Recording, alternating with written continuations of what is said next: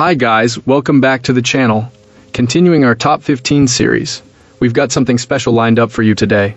I know so many of you have been asking for a customer reviews analysis for this one. Well, we're finally doing it, but before we get into that, don't forget to check this exclusive discount for it.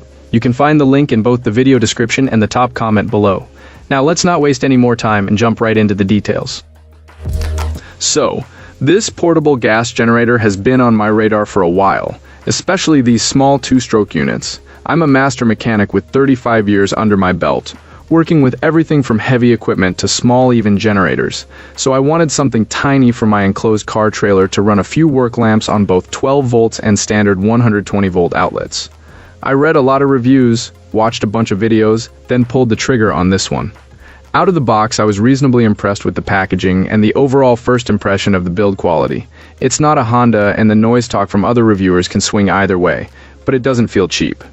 I filled it with mixed fuel and did the break-in with a 40-to-1 blend, then moved to 50-to-1 for ongoing use. It started on the first or second pull, which was a nice surprise given its size. During the break-in, I found the engine likes a moderate load around half to run smoothly. Unloaded, it sits a bit about, but once you plug in a modest load, the output settles in, and the noise settles to a reasonable level for this class of machine. The pretty clear takeaway is that these small two-strokes aren't silent, but under a real load they're rather approachable. The port options are handy, two 120 volt outlets plus a 12 volt connector with a clamp harness that I didn't expect to find in the photos. It's light and compact enough to move around with a top handle, and even with a full tank it isn't brutally heavy. At about a 4,000 to 3,800 revolutions per minute, the unit measured roughly 60 decibels at about 23 feet, which is quieter than I feared and not far off the kind of noise you can tolerate on a campsite if you keep it away from people. I've logged quite a few hours so far, and at this stage I'm seeing around 4 to 5 hours per tank at a moderate load.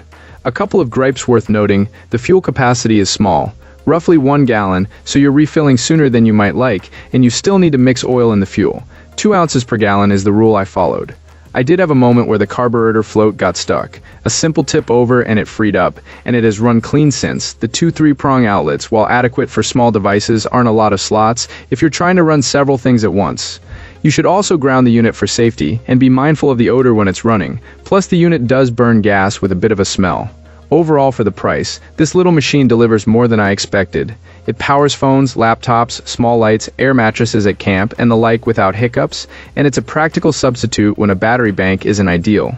It's not a long-haul workhorse, but it's a solid, fair value for occasional use, and I'd say it's worth the money if you're not trying to push it into heavy, continuous loads.